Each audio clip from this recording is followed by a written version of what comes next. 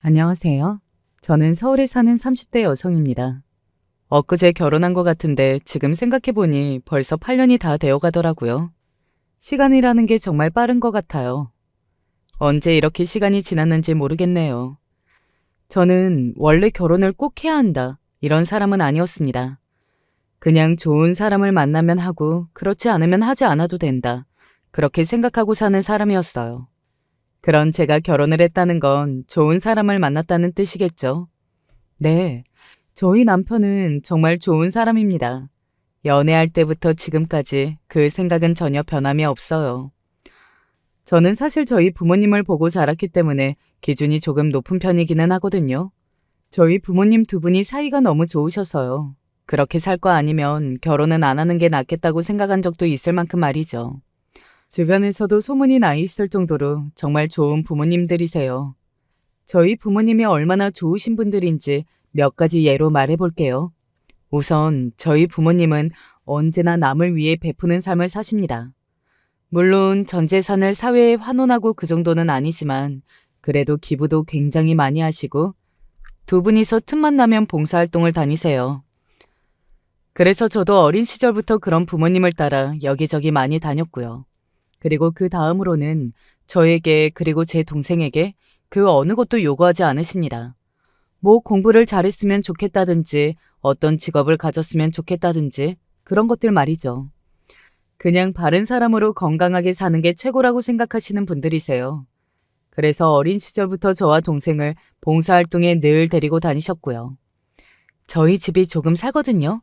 엄청나게 부자다 뭐 이런 건 아니지만 그래도 꽤 여유로운 편입니다. 그런 집에서 자식들에게 공부나 다른 미래에 관련된 것들을 강요하지 않는다는 건 생각보다 흔한 일은 아니에요. 보통은 다들 자식 교육에 굉장히 혈안이 되어 있으니까요. 제 주변에 저와 비슷한 환경을 가진 친구들도 대부분 그랬고요. 그런데 저와 제 동생은 오히려 강요하지 않으니까 더더욱 하게 되더라고요. 부모님은 강요하지 않으셨지만 저희가 나서서 학원 보내달라, 과외 시켜달라, 뭐 그랬던 것 같네요. 부모님은 언제나 그렇게까지 공부를 열심히 할 필요 없다고 저와 동생을 말리는 편이셨고요. 아무튼 저와 제 동생은 대학도 잘 갔고 직업도 괜찮은 직업을 가지고 있습니다. 뭐 의도한 바는 아니지만 부모님이 어디 나가서 자식들이 뭐 하냐고 했을 때 부끄럽지 않을 정도는 되는 것 같아요. 뭐 저희가 어떤 삶을 살았어도 남에게 피해만 주는 일을 하지 않는다면 저희를 부끄러워하실 부모님은 아니지만요. 그런 가정 환경에서 자라다 보니 당연히 남자 보는 눈이 까다로울 수밖에 없었습니다. 세상 모든 기준이 저희 아빠였으니까요. 그래서 연애를 오래 못했어요. 만나는 남자마다 단점이 막 눈에 보였거든요. 이번에는 왜 헤어졌어? 술을 너무 좋아해. 그리고 술 먹으면 사람이 성격이 좀 달라지는 것 같아. 이번에는 왜 헤어졌는데? 아니, 여자는 결혼하면 집에서 살림을 해야 한다잖아. 요즘 같은 세상에 여자친구한테 그런 말 하는 남자가 어딨냐? 뭐 대부분 그럴 만한 이유로 헤어지기는 했지만 제가 다른 여자들보다 조금 더 까다로웠다는 건 인정하는 부분이기는 해요. 그래서 저는 결혼을 굳이 안 해도 된다 이기도 했지만 그런 남자를 찾을 수 없을 것 같으니 그냥 하지 않아도 상관없다. 뭐 이런 결론을 내린 거였습니다. 물론 하면 좋게 하겠지만요. 그렇게 매번 연애가 1년이 채 넘어가지 못했을 때 친구에게 남편을 소개받았어요. 내가 몇 번 보자마자 알았다. 이 사람이 네 짝이라는 걸. 그렇게까지 이야기하니까 어떤 사람인지 그냥 순수하게 궁금하더라고요. 그래서 소개받았습니다. 그리고 친구가 왜 그런 말을 했는지 알 수 있겠더라고요. 남편은 정말 바르고 성실한 느낌을 주는 사람이었어요. 다정하고 세심한 것 같기도 했고요. 생김새는 완전히 달랐지만 아빠와 어딘가 닮은 느낌을 받았는데 그게 아마 성격이 비슷해서 그랬던 것 같습니다. 아무튼 남편은 그런 사람이었어요. 그래서 제가 정말 많이 좋아해서 제가 먼저 결혼하자고도 했고 말이죠. 남편 또한 좋은 대학을 나와서 좋은 직장을 가지고 있는 사람이었습니다. 게다가 집안도 좋았고요. 왜 그런 집안 있잖아요. 돈도 돈이지만 그보다 명예가 더 있는 집안이요. 남편의 집안이 딱 그런 집안이었어요. 시댁 어르신들 중에는 법관도 있으시고 고위 공무원도 있으셨고요. 대충 어떤 집안인지 아실 수 있으실까요? 암튼 저희 집도 나름대로 나쁘지 않았기 때문에 별 반대 없이 순탄하게 결혼했습니다. 그래서 지금까지 남편과 저나 시댁 어르신이나 저와의 관계는 별 문제가 없어요. 물론 결혼하고 2, 3년까지는 자잘한 문제가 있기는 했습니다. 시댁이 어떻게 보면 조금 가부장적인 집안이거든요. 하지만 저희 부모님은 전혀 그런 분들이 아니셨고요. 게다가 아빠가 둘째이셨기 때문에 집에 제사나 이런 게 하나도 없었는데 시댁은 시아버지가 장남에 남편도 장남이라 제사가 참 많았습니다. 저는 그 집안의 큰 며느리라는 이유로 할 일이 참 많아졌고요. 물론 처음에는 나름대로 열심히 하기는 했어요. 그런데 어느 날 이런 생각이 들더라고요. 내가 이걸 평생 해야 하는 거야? 하는 생각 말입니다. 그렇잖아요. 제사라는 게 지내보시는 분들은 아시겠지만 할 일도 많고 신경 써야 할 것도 많고요. 왜 제사 한번 지나가면 주부들이 몸살이 난다고 하겠어요. 게다가 저희 집은 그런 것을 해본 적도 없었으니까 저에게는 더더욱 어렵고 힘들게 느껴졌고 말입니다. 그래서 어느 날 남편에게 이렇게 이야기했어요. 어차피 이것도 다 허례호식인데 산 사람이 편해야지 죽은 사람 제사 지낸다고 산 사람이 이렇게까지 고생하는 건 아닌 것 같아. 라고 말이죠. 그리고 남편도 제 의견에 동의했습니다. 바로 시댁 어르신들에게 이야기했어요. 제사를 조금 줄였으면 한다고 말이죠. 시어머니는 처음에는 괘씸해 하시더라고요. 뭐 시어머니를 이해하지 못하는 건 절대 아닙니다. 그러실 수 있을 걸로 생각해요. 그렇게 살아오신 분이잖아요. 새 사람이 들어오자마자 그런 말이 나오는 거니까 당연히 시어머니로서는 그러실 수 있다고 생각합니다. 이게 그렇게 힘드냐? 이것도 못해서 남편한테 곳에 가서 이야기하게? 그런 시어머니를 설득하고 또 설득했어요. 다행히 대화가 통하시는 분이라 설득할 수 있었습니다. 그러면 한 번에 줄일 수는 없고 서서히 하나하나씩 줄여가는 걸로 시어머니와 합의를 봤습니다. 정작 원래 지내던 제사의 3분의 2가 사라진 지금은 시어머니가 오히려 더 좋아하세요. 그리고 그때 네 말을 듣기를 잘했다고 하시고요. 뭐 그것 말고도 자잘하게 부딪히는 부분이 있기는 했습니다.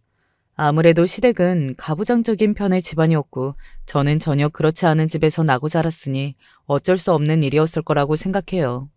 하지만 시댁 어르신들도 저도 서로를 가족이라고 생각했기 때문에 서로 맞춰가면서 지금 이렇게 좋은 관계가 될 수 있었던 거고요. 그 나이를 낳고 나서는 더없이 사이좋은 고부간으로 지내게 되었습니다.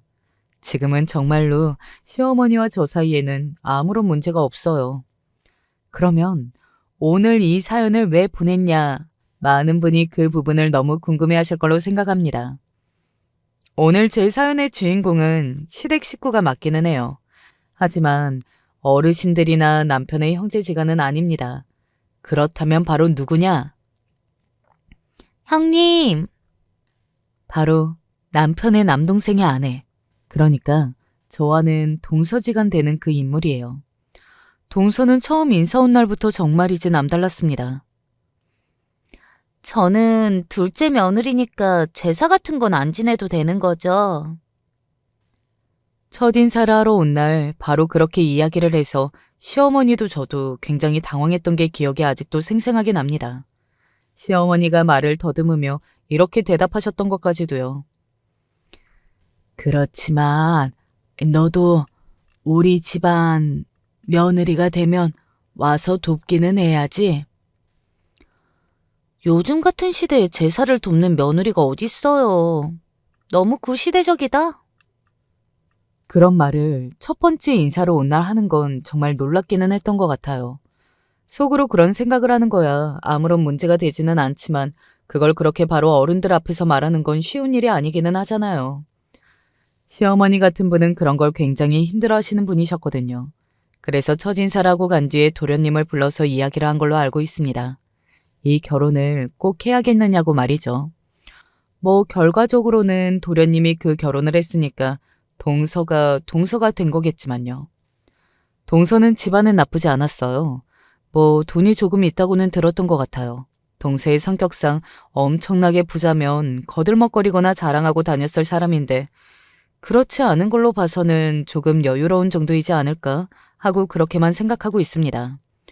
뭐 어머니 아버지가 사업을 하니 부동산으로 돈을 버니 그렇게 말했던 걸로 봐서는 명확한 직업도 없으신 것 같고요. 동서는 유학을 다녀왔다고 했습니다. 뭐 그런 것 치고는 썩 영어를 잘하는 것 같아 보이지는 않았지만 어쨌든 그랬다고 했어요. 그래서 본인이 한국의 시집살이 그런 것과는 맞지 않는다고 저에게 일찌감치 선을 긋더라고요. 저도 나름대로 외국에서 생활해본 사람인데 그 이야기를 듣고 웃었던 것 같네요. 동서의 가장 큰 문제점은 사람을 막대한다는 것에 있었습니다. 저는 그 부분에서 놀랄 때가 한두 번이 아니었던 것 같아요. 결혼을 준비할 때부터 조금 쎄하다 싶었던 부분이 있었거든요. 웨딩 플래너에게 이렇게 말하더라고요. 아니, 내가 하라면 하는 거지. 말이 왜 이렇게 많아요? 그 시기에 그 식장은 정말 힘들 것 같아서요. 아니, 돈 줬잖아. 돈 줬으면 준 사람 말을 듣는 게 맞는 거 아니야? 너희는 돈 준 사람이 해달라는 거 해주는 사람들 아니냐고. 저는 갑질 말만 들어봤지. 제 주변에서 제 앞에서 그렇게 직접적으로 그런 일이 벌어지는 건 처음 봤거든요. 이분도 그러고 싶어서 그러시겠어? 동서가 이해해드려. 아니요. 저는 그럴 생각 없어요. 요즘 사람들은 말이야. 돈을 쉽게 벌어먹으려고. 남의 돈 버는 거 쉬운 거 아니에요. 그니까 내가 해달라는 대로 다 해줘요.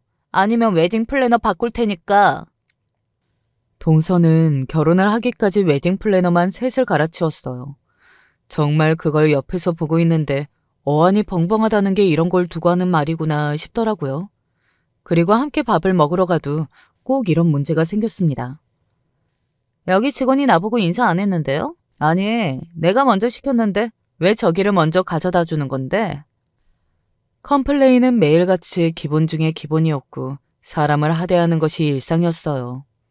제가 판단하기에 동서는 사람을 자기보다 윗사람 아랫사람 구분을 지어놓고 행동을 하는 것 같다는 생각이 많이 들었던 것 같아요.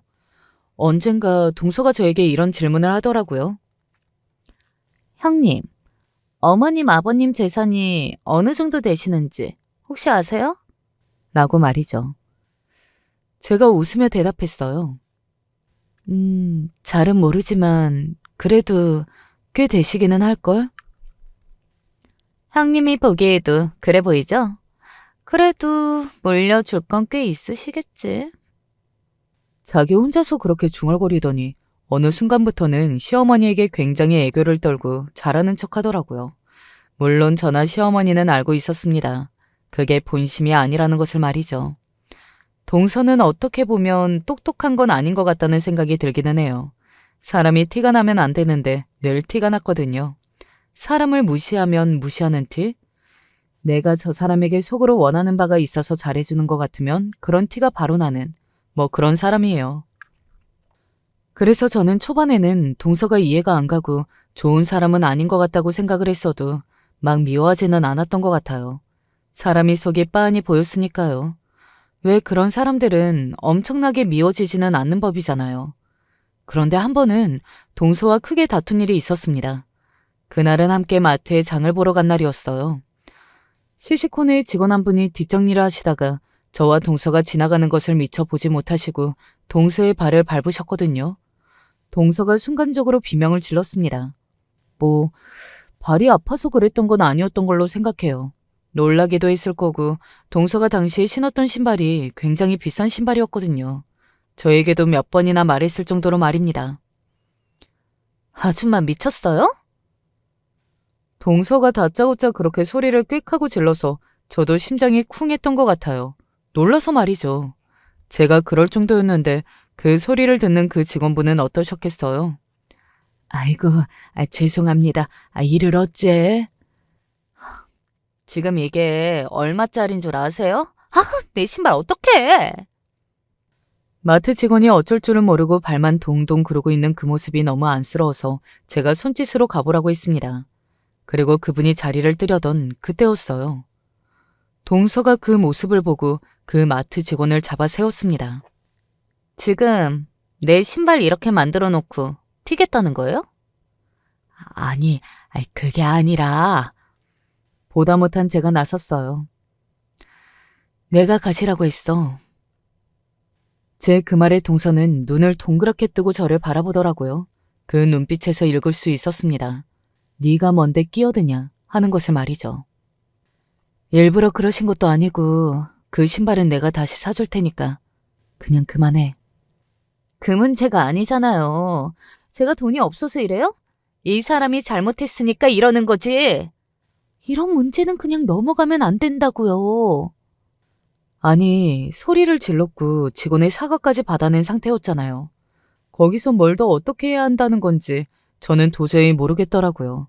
그리고 그 상황이 너무 부끄러워서 빨리 끝내고 싶었던 것도 있었고요. 그리고 그것보다도 전에 덜덜 떨고 있는 그 마트 직원분이 너무 안 됐다는 생각이 먼저였습니다. 잘못했다고 사과하셨잖아. 하, 말뿐인 그 사과요? 그러면 사과를 뭘 더 어떻게 해야 하는 건데? 제 언성이 조금 높아졌어요. 동서는 그런 저의 모습을 처음 봐서 그런지는 몰라도 놀라고 당황한 것 같이 보이기는 하더라고요. 저는 계속해서 말을 이어갔습니다. 뭐 무릎이라도 꿇어? 이 사람 자르라고 하기라도 해? 동서, 다른 게 아니라 그런 게 바로 갑질인 거야. 왜 별것도 아닌 걸로 이렇게까지 사람을 쥐잡듯이 잡아? 지금 형님, 말 다 하셨어요? 갑질이요? 갑질이 아니면 뭔데? 사과하셨잖아. 뭘 더 하라는 건데 그 이상 하라고 하는 건 너무 명백한 갑질이야. 제가 조금 더 언성을 높였어요. 그만해. 여기서 더 하면 나 정말 안 참을 거야. 어머님이고 도련님이고 그냥 오늘 있었던 일 다 이야기하고 나는 이제 더 이상 동서랑 좋게 못 지내겠다고 할 거니까. 제가 그렇게까지 하니까 동서는 입을 다물더라고요. 하지만 굉장히 분하고 억울한 얼굴이었습니다. 아니, 저는 아직도 그게 이해가 안 되는 것 같아요. 뭐가 그렇게까지 분하고 억울한 건지 말입니다.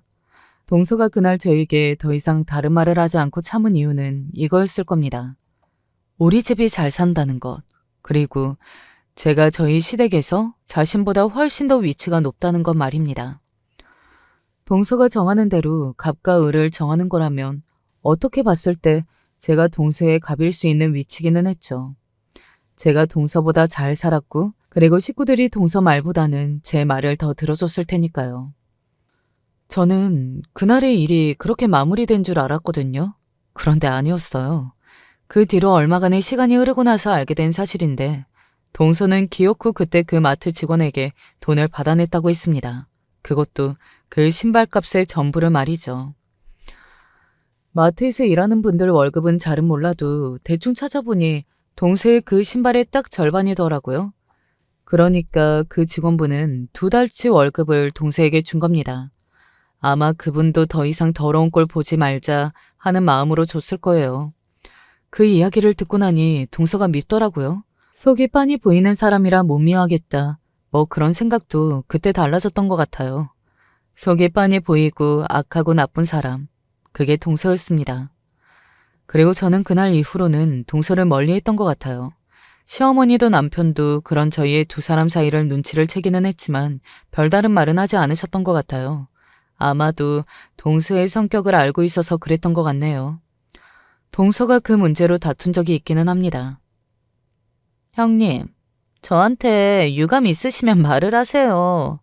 이런 식으로 티내지 마시고. 나는 동서랑 대화하는 걸 포기했는데. 뭐라고요? 그때 그 마트 직원분한테 기어이 돈 받아냈다며. 나는 동서가 그 정도로 말이 안 통하고 상식적이지 못한 사람일 거라고는 생각 못했어.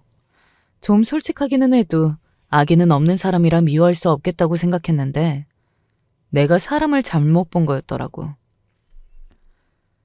제 그 말에 동서는 아무 말을 하지 않더군요. 나는 그런 사람과 잘 지낼 수 없을 것 같아. 그러니까 우리 형식적인 것만 하자. 서로에게 그 이상도 바라지 말고 남처럼 지내다가 가족으로 함께해야 할 일이 있으면 그것만 챙기는 걸로. 동서도 이게 편한 거 아니야? 동서는 굉장히 기분이 나빠 보이기는 했지만 제 말대로 하는 것이 본인도 편하다는 것을 모를 만큼 멍청한 사람은 아니었습니다. 그래서 그 마트 사건 이후로 동서와 저는 정말 1년에 얼굴 한두 번 보는 그런 사이가 되었어요. 남편을 통해서 동서의 소식을 들을 만큼 말이죠. 그렇게 지금까지 지냈네요. 남처럼 사니 부딪힐 일이 없기는 하더라고요. 물론 아예 없는 것은 아니었습니다. 어쨌든 1년에 한두 번이라도 만날 일이 있기는 했으니까요. 민주는 영어 유치원 안 가요? 굳이 싶기는 해. 벌써 공부에 치이는 걸 느끼게 해주고 싶지도 않고. 형님은 가끔 그렇게 속 편한 소리를 하시는 것 같아요. 그러다 나중에 애한테 원망 들어요. 그냥 보내세요. 나는 우리 부모님이 나를 그렇게 안 키우셔서 그런지 그게 중요한 건지는 모르겠고. 정말 답답한 소리 하신다. 우리 집 일이니까 그냥 우리가 알아서 할게. 아니, 민주도 우리 집안 아인데 어디 가서 모자라다 소리 들으면 저도 부끄러운 거 아니에요. 그니까 집안 식구들의 면을 위해서라도 하는 게 좋다는 말인 거고. 이렇게 직접적으로 말을 해야 알아들으시겠어요? 그 말을 듣는데 욱하더라고요. 우리 민주가 뭐 모자란 애도 아니고, 그리고 아무도 나한테 그런 소리 안 하는데 동서가 그러는 건 선을 넘는 거라는 생각은 안 들어? 아니, 저는 가족이라 걱정되니까. 동서가 언제 나를 그리고 민주를 가족으로 생각했는데? 그리고 그게 정말 걱정되는 사람의 말투야? 모자라니 어쩌니 걱정하지 마. 우리 민주 걱정 안 해줘도 이미 똑똑하다는 소리 들으면서 잘 크고 있으니까. 사실 속으로는 알고 있었어요. 저희 딸아이를 질투해서 그런 거라는 사실을 말이죠. 동서가 요즘 아이 때문에 스트레스를 많이 받아 한다는 걸 시어머니를 통해서 들은 적이 있었거든요. 공부에 대한 욕심이 많은 동서인데 애가 따라와 주지 못해서 힘들어하고 있다고요. 반면 저희 딸아이는 시키지 않아도 잘하는 아이이기도 했지만 기본적으로 머리가 좋은 아이였습니다. 시어머니는 그걸 자랑을 많이 하셨고요. 아마도 동서는 그것에 열등감을 느낀 게 아닐까 싶어요. 제가 아는 동서라면 분명 그랬을 겁니다. 그날 정말 오랜만에 온 식구들이 모여서 밥을 먹는 자리였거든요. 그런데 동서의 그 의도적인 시비 이후로 저도 기분이 좋지 않았고 동서 또한 그래서 온 가족이 저희 두 사람의 눈치만 봤던 게 기억이 나네요. 지금 생각해도 시댁 어르신들에게는 그 부분이 죄송할 따름입니다. 다시 한번 느꼈던 날이지 않을까 합니다. 저와 동서는 결코 사이가 좋아질 수 없겠구나 하는 것을 말이죠. 그리고 그 무렵 아빠가 일을 시작하신다는 말을 들었어요. 뭐? 경비? 왜? 나도 모르겠다. 네 아빠한테 그거 다른 사람들 일자리 뺏는 거라고 해도 아니라고 다른 자리 하나 더 마련해놨다고 하면서 고집을 피우시니. 아빠가 아파트 경비를 한다고 하시더라고요. 아니, 돈도 있을 만큼 있는 양반이 왜 일을 하시는지, 그것도 힘든 일을 말이죠. 그런데 언젠가 아빠가 저에게 했던 말이 기억이 났습니다.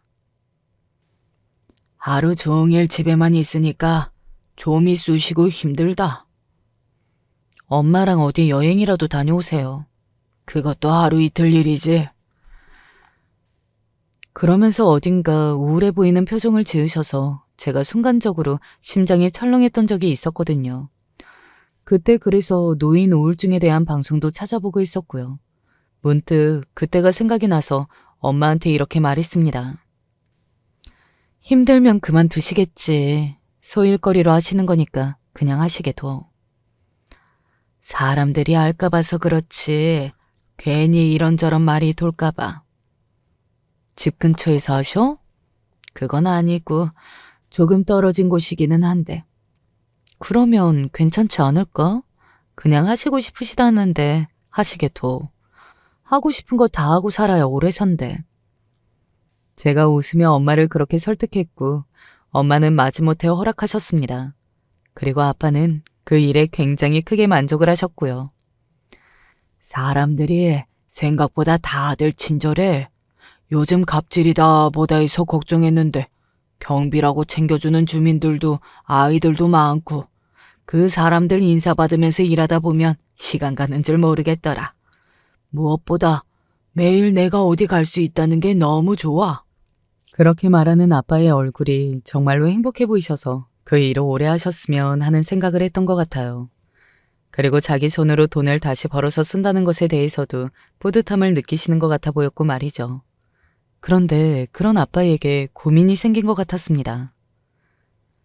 요즘 젊은 사람들 무서워. 입주민 중에 아빠를 괴롭히는 사람이 하나 있다고 하더군요. 한번 주차장에 차를 잘못 대놔서 그걸 이야기하러 갔는데 경비가 입주민 집에 이런 일로 막 찾아오는 게 말이 되냐는 둥 하면서 말도 안 되는 억지를 부리더니 나중에는 경비를 포함한 아파트를 관리하는 직원들이 입주민과 다른 엘리베이터를 타게 해야 한다면서 그런 이야기를 한다고요. 와, 그런 이야기는 뉴스에서만 보는 건 줄 알았는데 그런 몰상식한 사람들이 실제로 있기는 하네요. 솔직히 남편의 그 말에 저는 바로 동서를 떠올리기는 했습니다. 바로 우리 가족 중에도 그런 사람이 있는데 그 많은 사람이 사는 아파트 단지에 그런 사람이 없을까 하는 생각이 들었어요. 그래서 아빠한테 말했습니다.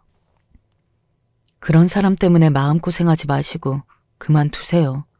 라고 말이죠. 저는 동서에게 당해서 알고 있었으니까요. 그런 인간들은 말이 통하지 않아요. 힘으로 눌러서 앞에서는 말을 듣는 척하게 만들 수 있지만 결국에는 본인 성질대로 해야 하는 사람들 말이죠. 하지만 아빠는 저와 생각이 달랐습니다. 아니야. 그런 사람들 때문에 내 행복을 놓칠 수는 없지. 괜찮아. 그래도 그런 사람들은 정말 앞도 뒤도 없는데. 정 못 견디겠다 싶으면 내가 다 방법이 있으니까 너는 걱정하지 마. 그렇게 말씀하시는데 제가 뭘 더 어떻게 할 수 있었겠어요. 그래서 그냥 하시라 했습니다. 하지만 그 이후에도 마음이 놓이지 않았어요. 그래서 한 번은 아빠가 일한다는 그 아파트로 찾아갔었습니다. 음식을 이것저것 싸서 말이죠. 아, 윤씨 아저씨 따님분이시구나. 딱 닮았네. 아버지 뵈러 왔어요?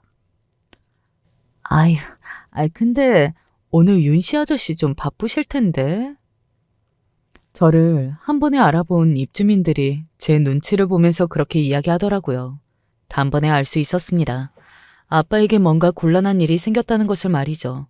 저는 싸온 음식들을 경비실에 두고 아빠를 찾아 나섰어요. 아니, 쓰레기 좀 버려주는 게 뭐가 그렇게 힘들다고 이러세요. 한두 번도 아니고 제가 604호 쓰레기만 버려드릴 수도 없는 거잖아요. 누가 들으면 제가 엄청 많이 시킨 줄 알겠네. 그리고 아저씨는 저희가 관리비 내는 걸로 월급 받아가시는 거예요. 입주민들 편의를 위해서는 다 해야 하는 거 몰라요? 제가 관리하는 세대가 몇 세대인데 그 모든 세대 쓰레기를 일일이 어떻게 다 버립니까? 그건 직접 좀 버리세요. 아빠의 말이 하나 틀린 거 없었습니다. 그리고 나무에 가려 얼굴이 잘 보이지 않은 그 여자의 목소리는 어딘가 낯익었어요. 그리고 알 수 있었습니다. 그 여자가 아빠에게 갑질을 하는 그 입주민이라는 것을 말이죠. 몇 발짝만 더 가면 얼굴을 볼 수 있었어요. 그래서 빠르게 걸음을 옮겨 코너를 돌았습니다. 그런데 그 여자는 보이지 않고 어딘가 굉장히 진이 빠져 보이는 듯한 아빠만 그 자리에 계시더군요. 그 여자는 엘리베이터를 타는 듯 보였습니다. 아빠, 네가 여기 어쩐 일이냐? 저 여자야? 맞지? 저 여자. 제가 안쪽으로 따라 들어가려고 하자 아빠는 제 팔을 잡고서는 고개를 저으셨어요. 더 큰 소란을 만들고 싶지 않아 하시는 것 같았습니다. 저는 한숨이 절로 나왔어요. 왜 이런 대접을 받으시면서 여기서 일하시는 건지 도통 모르겠더라고요. 이제 정말 그만두세요. 저런 사람한테 저런 꼴 당하면서 일하시는 거 저 더 이상은 못 보겠어요. 그래, 한번 진지하게 고려해 보마. 고려 말고요. 그만두세요. 아시겠죠? 제가 몇 번이고 확답받아내려 했지만 아빠는 확답하지 않으셨어요.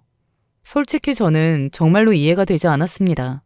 아니 돈이 없으신 분도 아니고 왜 거기서 사서 고생을 하고 안 들어도 될 소리를 들으시면서 일을 하시냔 말이에요.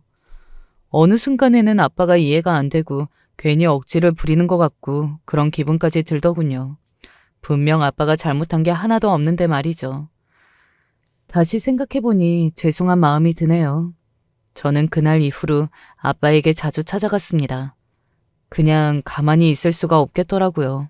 뭐라도 하고 그리고 그 여자의 목소리가 낯이 익은 게 너무 거슬렸습니다.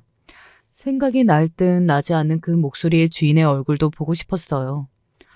하지만 그로부터 며칠간은 조용하더군요. 아빠를 자주 찾아뵈면서 아빠가 왜 그 일을 계속하고 싶어 하시는지도 조금은 알게 되었던 것 같아요.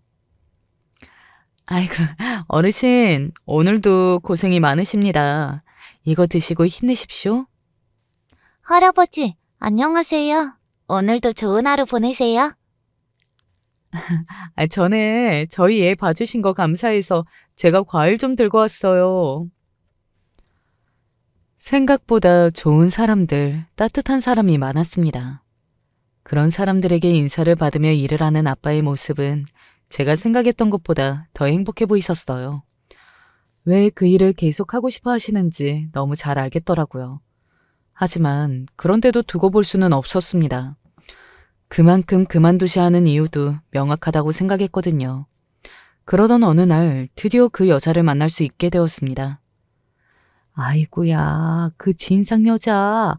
윤씨 아저씨 또 잡고 있더라니까? 진짜 그 여자는 지치지도 않나 봐. 본인 별명이 갑질인 거 본인만 모르는 것 같던데. 저는 바로 알 수 있었습니다. 또 그 여자가 아빠한테 갑질을 하고 있구나 하는 것을 말이죠. 그래서 온 단지를 돌면서 아빠를 찾기 시작했어요. 얼마 되지 않아서 바로 찾을 수 있었습니다. 어딘가에 모여있는 사람들이 있었거든요. 이걸 여기에 두면 어떡해요? 제가 둔 게 아니라 누가 아저씨가 뒀대요? 누군가 뒀으면 치워야 할 거 아니에요? 우리 애가 걸려서 넘어질 뻔했잖아요.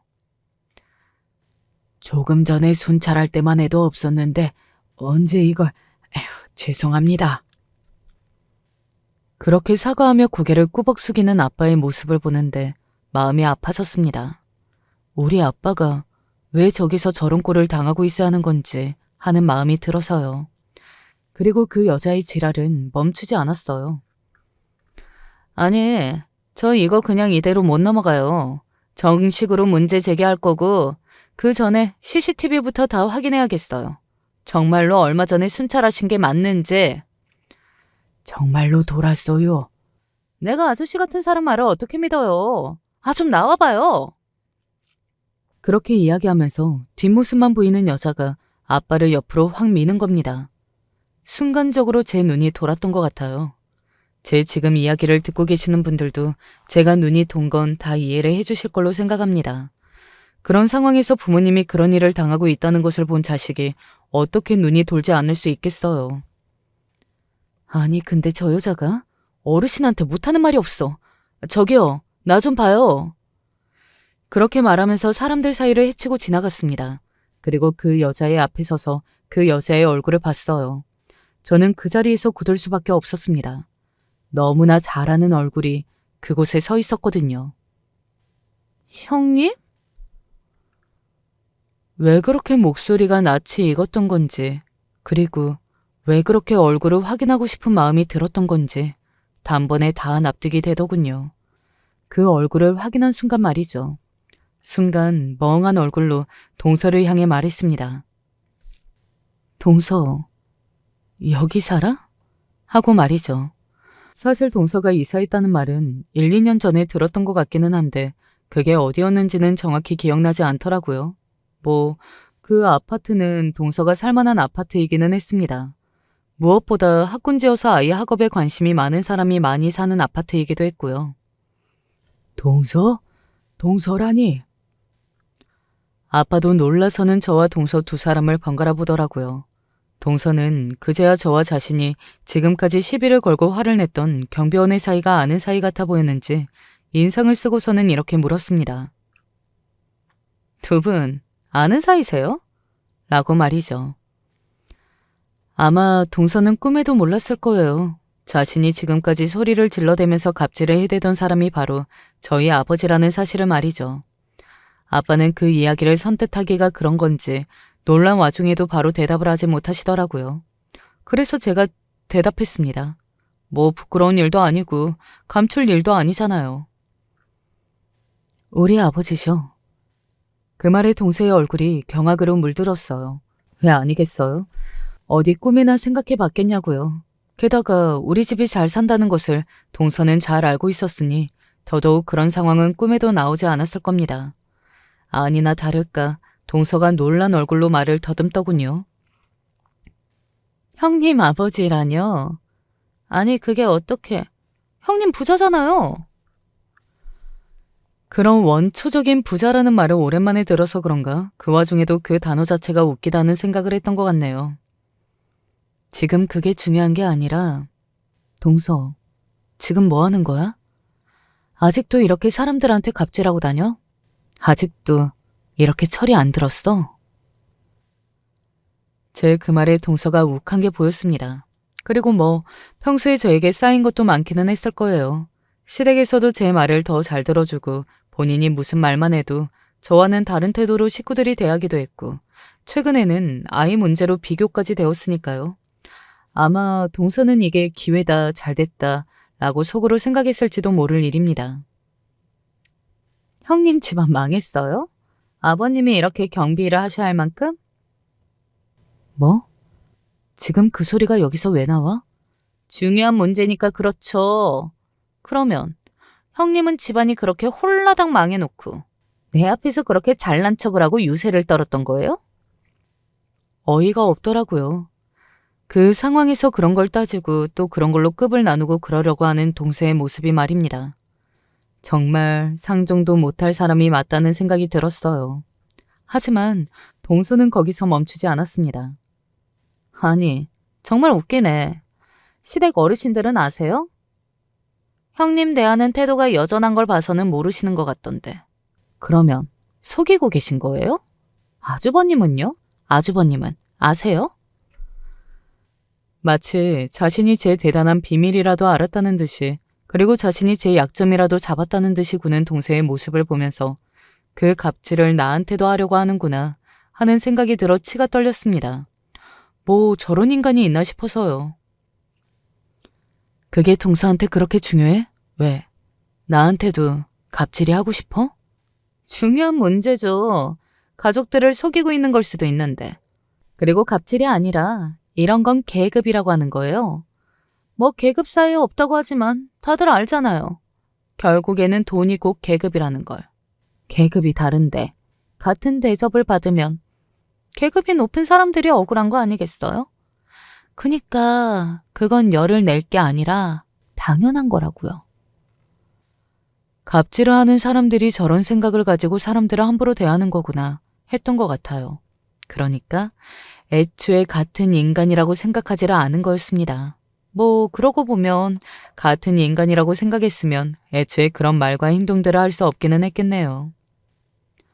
형님 집안이 망한 거면 이제 형님이랑 저도 그 계급이 달라지는 건데 당연히 다른 대우를 받아야죠. 시댁 어른들에게건 누구에게건. 무슨 말을 해야 할지 모르겠더군요. 사람이 너무 어이없는 말을 들으면 어떻게 대꾸해야 할지도 모르겠는 뭐 그런 경험 해보신 적이 있으신가요? 제가 그때 그랬습니다. 너무 어이가 없으니까 뭐라고 말을 받아쳐야 할지도 모르겠더라고요. 동서는 그런 저를 보고 더더욱 의기양양해졌습니다. 아마도 자신이 이겼다고 생각하는 모양이었어요. 그니까 이제는 잘난 척 그만하세요. 어차피 민주도 이제 계급이 다른 거니까. 어지간히 신경이 쓰였나 싶기는 했습니다. 저희 딸아이가 공부를 잘하는 것이 말이죠. 저는 솔직히 그 말을 듣고 그렇게까지 욱하지는 않았거든요. 뭐 동서가 그런 인간이라는 것도 알고 있었고 동서의 열등감에서 나오는 말이라는 게 느껴졌으니까요. 하지만 아빠는 아니었어요. 저희 아빠는 저희 딸아이에게 정말 끔찍하신 분이셨거든요. 그런데 자기 손녀에게 그런 말을 했으니 당연히 뚜껑이 열리실만 했습니다. 뭐라고? 너 지금 말 다 했냐?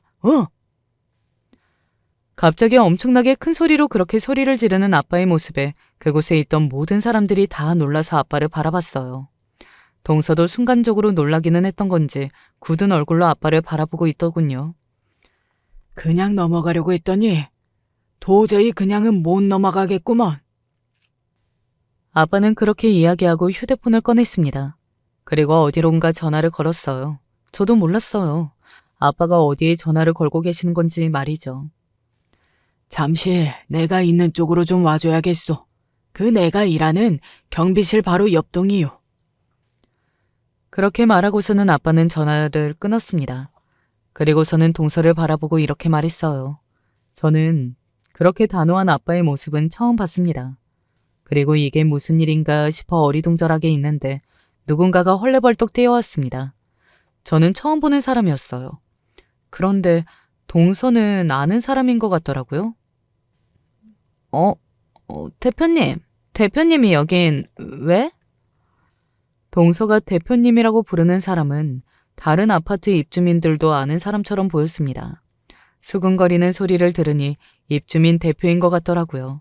그리고 어딘가 권력이 있어 보였습니다. 사람들이 그 대표님이라는 분을 대할 때를 보면 말이죠.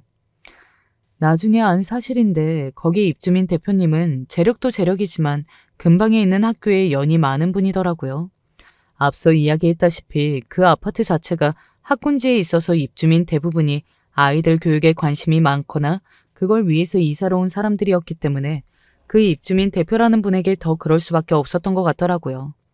그러니까 쉽게 말하자면 이 아파트의 갑이나 다름없는 사람이었던 겁니다. 사장님, 갑자기 무슨 일로 전화를 다. 그런데 그런 분이 저희 아빠에게 깍듯하게 인사를 하며 고개를 숙인 거예요. 그러니 그곳에 있던 모든 사람들이 놀랄 수밖에 없었습니다. 물론 가장 놀란 건 동서였고 말이죠. 대표님, 이 아저씨 아세요? 내가 604호 진상지 스님이 소문으로 많이 듣기는 했었는데 그래도 지킬 건 지키는 사람일 걸로 생각했어요. 그런데 그것도 아니었나 보네. 얼른 사장님한테 사과드리세요. 얼른! 알고 봤더니 아빠와 원래 예전부터 아시는 사이였다고 하더라고요. 투자 같은 것도 같이 하고 하면서 저희 아빠 덕에 돈을 많이 벌어서 아빠를 은인처럼 생각한다고요. 그리고 그 아파트의 취직 자리를 알아봐 준 것도 그 대표님이었고요. 심심하고 일도 해보고 싶다고 하셔서 제가 소개를 해드린 건데 죄송하게 됐어요. 이 동분들이 그래도 제일 성품이 좋으셔서 나름대로 고르고 고른 건데. 그 대표라는 사람이 아빠에게 사과하자 동서의 얼굴이 사색이 되었습니다. 그리고 고개를 바로 숙였어요. 정말 그런 거 하나는 기가 막히게 빠른 사람이라는 생각이 들었던 것 같아요. 갑과 을을 파악하고 고개를 들거나 숙이는 일 말입니다. 죄송합니다. 제가 몰라 뵙고. 그런 동서를 빤히 보던 아빠가 이렇게 말했어요. 내가 어떤 사람이건 간에 그걸 누가 알고 모르건 간에 이렇게 사람에게 자기보다 덜 가졌고 못해 보인다는 이유 하나만으로 갑질을 해서는 안 되는 거요. 아무리 좋은 환경에서 똑똑한 선생님들 밑에서 배운다고 해도 부모가 그 모양 그 꼴이면 애가 뭘 보고 배우겠냔 말이요. 새삼스럽게 또 느꼈던 것 같아요. 나는 이렇게 좋은 부모님을 둬서 정말 다행이구나 하는 건 말입니다. 그것만큼 자식에게 줄 수 있는 큰 재산은 없다는 것도 말이죠. 동서는 계속해 저와 아빠에게 사과했지만 정말 요만큼도 진심이 느껴지지는 않았던 것 같아요. 상황이 그렇게 되지 않았다면 절대 사과를 했을 사람이 아니라는 것을 너무나 잘 알았기 때문입니다. 그날은 보는 눈도 많고 해서 더 이상 다른 말은 하지 않고 마무리를 지었지만요. 동서에게서 그 다음날 연락이 왔어요. 만나고 싶다더군요. 형님, 정말 죄송해요. 이번 일 남편 귀에만 안 들어가게 해주시면 안 될까요? 도련님의 귀에 일이 들어가지 않게 해달라고 하더군요. 하지만 제가 입을 다문다고 해서 도련님이 모르실 거라고는 생각은 안 들었습니다. 원래 가장 무섭고 빠른 게 사람들의 입인 거잖아요. 게다가 그런 일은 소문이 더더욱 빨랐고 말이죠.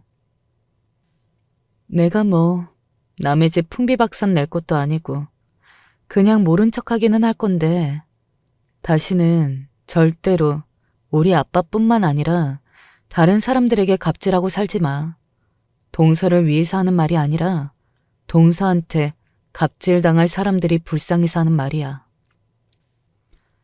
그때 동서는 알겠다고 수십 번은 끄덕거리면서 죄송하다, 감사하다, 그 영혼 없는 말들을 뱉어냈습니다. 사실 시어머니고 남편이고 도련님에게 다 떠벌리고 다니고 싶었어요. 하지만 괜히 속 시끄러운 일을 만들고 싶지는 않았습니다. 그리고 그렇게 분풀이 한다고 해서 제 속이 시원해질 것 같지도 않았고요. 별일 없이 넘어가는 줄 알았습니다. 한동안 조용했거든요. 하지만 결국 도련님이 알게 된 모양이었어요. 그 아파트에 살면서 그 일을 끝까지 모를 수 있다고 생각한 게 애초에 말이 안 되는 거기는 했던 거겠지만요. 도련님이 찾아와서 사과했습니다. 저와 저희 아빠에게 말이죠. 그 사과라 하는 도련님의 얼굴이 어딘가 처참해 보여서 별말은 하지 않았어요. 생각해보면 도련님도 얼마나 부끄럽겠냐고요. 그런 아내를 둔 걸 말이죠. 산다 못 산다 난리를 치는 것 같더니 요즘은 조금 잠잠해졌습니다. 뭐 결국에는 시어머니까지 알게 되셔서 시어머니도 저희 아빠에게 사과하셨어요. 사람 하나 때문에 그 무슨 난리냔 말입니까. 지금 생각해도 어이가 없네요. 아빠는 그 일을 그만두셔야 했습니다. 아빠는 더 하고 싶어 하셨는데 입주민분들이 아빠를 부담스러워했던 것 같더라고요. 왜 아니겠어요. 그냥 경비 아저씨라고 생각했던 분이 입주자 대표랑도 막연한 부자 할아버지라는데 말입니다. 좋은 경험했다고 생각하시는 것 같아서 그래도 다행이라는 마음이 들었던 것 같아요. 그 이후로 동서는 정말 죽은 듯이 납작 숙이고 지냅니다. 거의 마주칠 일이 없기는 하지만 어쩌다 얼굴이 볼 일이 있으면 제가 민망할 정도로 제 눈치를 보면서 말이죠. 뭐 불쌍하거나 그러지는 않아요. 본인의 업보라고 생각합니다.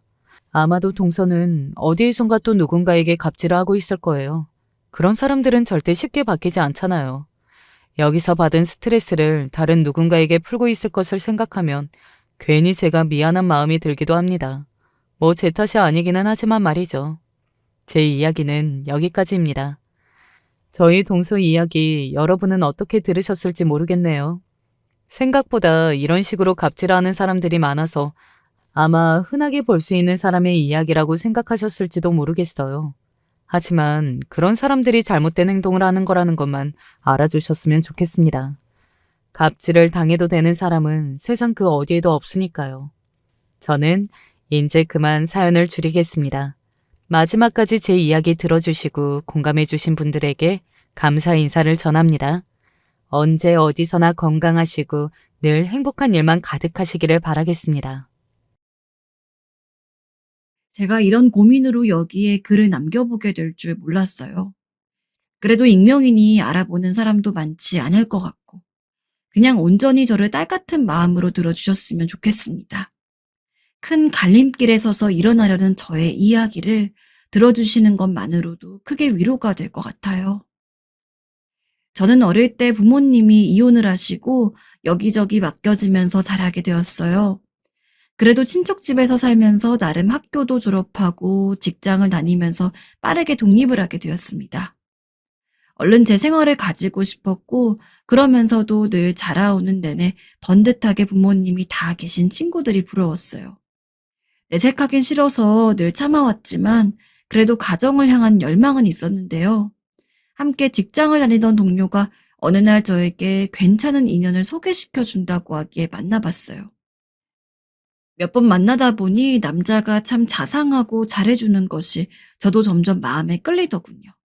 딱 제가 바라던 느낌의 이상형이었어요. 그러던 어느 날 남자친구가 저에게 말하더라고요. 당시 이 말을 듣고 얼마나 심장이 두근거렸는지 터질 것 같았습니다. 지혜야, 나는 네가 우리 가족이 되었으면 좋겠어. 우리 엄마랑 동생도 너를 무척 보고 싶어해. 그 말을 들었을 때 얼마나 왈칵하고 울음이 쏟아지던지 평생 저에게 있어서 강렬한 열망이었던 가정이 생긴다는 것이 참 기뻤습니다. 하지만 여기서 한 가지 문제가 있었는데요. 저는 모아둔 돈이 많지 않았어요. 직장에 취업한 지 오래됐지 않았고 저보단 사회생활을 오래 한 남자친구에 비해서 혼수로는 턱없이 모자라는 사정이었어요. 그런 사정들을 말했더니 남자친구는 전혀 염두에 두지 않더라고요. 그게 무슨 상관이야. 나는 얼른 지혜 너랑 결혼해서 같이 살고 싶을 뿐이야. 네 돈 내 돈이 어디 있어. 그러면서 남자친구는 여러 가지 계획들을 말하더군요. 부모님도 이쯤 되니 저와 결혼할 것을 다 알고 계시고 집도 봐두셨다는 것이에요. 참 감사하기도 하면서 한편으로는 정말 그렇게 가도 되는 것인지 걱정스러웠어요. 초반에 어머니를 뵈러 가서 제 사정을 직접 말씀드려야 할 때 조금 힘들긴 했지만 어머니는 이내 이렇게 말하시더군요. 괜찮아. 그게 무슨 상관이니? 우리 집에 이렇게 예쁜 딸이 더 생긴 것만으로 만족한단다. 마음 쓰지 말거라. 정말 꿈인지 생신지 몇 번이나 얼굴을 꼬집어 보고 싶을 정도로 믿기지 않는 말이었어요. 그럼에도 나름 눈치가 보이기도 하고 죄송한 마음에 수중이 얼마 안 되는 돈이라도 선물을 사고 그렇게 아주 부족한 사정으로 결혼을 하게 되었습니다. 좋은 집을 준비해 주신 시부모님께 감사하기도 하고 그래서 저 역시 초반에 남편과는 시댁에 가서 함께 모임을 가지고 잘해드리고 싶어 여러 가지로 노력을 했습니다. 그렇게 시간을 보내오던 차, 뭔가 조금씩 주변이 달라지는 게 느껴졌어요. 심지어 내가 너무 성급하게 판단을 하고 결혼을 한 건지 약간 이상한 생각이 들기 시작했습니다. 그렇게 다정하고 상냥했던 남편은 결혼을 한 이후 여전히 잘해주긴 했지만 매번 시댁 모임 약속을 잡고 가족 위주의 시간들만 보내려고 하는 것이었어요. 물론 저도 이렇게 따뜻한 분위기를 원하긴 했지만 부부가 결혼을 했다면 근본적으로 부부가 1위가 되어야 하는 것이 아닐까요? 그런데 남편은 제가 어머니와 시간을 보내길 바라고 아가씨와 함께 주말을 보내길 바라는 것이었어요. 처음에는 저도 잘해주시는 시댁 식구들과 시간을 보내는 게 좋았으나 결혼 전 생활과 결혼 후 생활 환경이 갑작스레 너무 달라지면서 조금씩 적응이 안 되었습니다. 남편은 거의 이틀에 한 번꼴로 어머니나 아가씨를 집으로 불렀고 그런 와중에 시댁 식구들의 반응도 조금씩 변해가는 것을 느끼게 되었습니다. 아무리 친한 사이도 자주 보면 흠을 보게 된다더니 그 말이 딱 맞더라고요. 지혜야, 너 집을 너무 앉혀놓고 다니는 거 아니니? 우리 상진이는 내가 아주 깔끔 떨면서 키웠어. 너도 일하는 건 알지만 살림 좀 배워야겠다. 이 집에 진짜 가족은 아니지만 제가 좀 더 잘하면 정말 딸 같은 며느리가 될 수 있을 거라 믿었는데 어째 시간이 가면 갈수록 저는 이 집에 그냥 툭 떨어진 돌 같다는 느낌이 들었어요. 어머님이나 아버님이나 아가씨나 저만 보면 저와 통화를 하고 뭔가 말할 기회만 생기면 계속해서 남편의 안부를 묻고 남편만 챙기길 바라시더군요. 더군다나 어머니는 정말 하루도 빠지지 않고 집에 찾아왔어요. 아침부터 벨을 누르고 들어오시고 어떤 날은 제가 잠깐 아침 운동하러 간 사이에 들리셨는지 전화를 하시는 거예요. 얘, 너 어디 갔니? 어디 갔는데 이 시간에 집에 없어? 저 운동하러 왔어요, 어머니. 지금 8시인데 무슨 일 있으세요? 그리고 그 뒤로 이어지는 말을 듣자마자 저도 모르게 화가 나더군요. 내가 니네 집 좀 친구들한테 보여주려고 아침부터 데려왔는데 집에 없으면 어떡해? 빨리 들어와. 그 아침에 갑자기 어머니 친구들을 데려와서 신혼집을 보여주신다니요.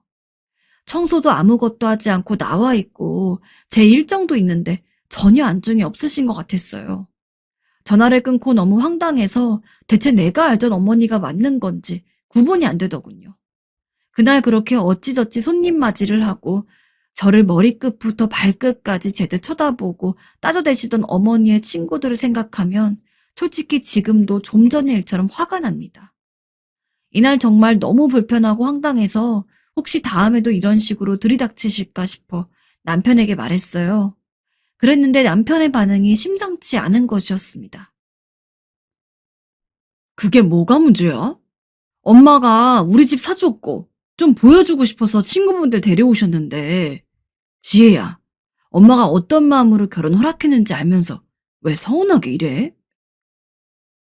뭐라고? 어떤 마음으로요? 이 말을 들으니 머리가 몽롱하면서 정말 제가 잘못한 것 같더군요. 어렵사리 결혼을 허락하셨고 빈몸으로 온 며느리를 맞으셨으니 이런 집을 사주신 것에 대해 무한 감사를 해야 했던 것이구나 하면서요.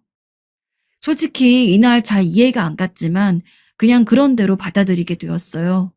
지금 생각해도 이런 생각을 했던 제 스스로가 정말 바보 천치 같습니다. 그런데 정말 갈수록 태산인 것이 어머닌 툭하면 저에게 잔심부름을 시키셨고 아가씨도 일주일에 한 번은 저희 집에 와서 반나절 넘게 머무르다 가는 것이었어요. 그리고 말끝마다 어머닌 이 말을 반복하시더군요. 솔직히 이 정도 집 해주고 돈 없는 며느리 받아주는 나 같은 시어머니가 어디 있어. 솔직히 내가 너 시집살이 시키니 뭘 시키니?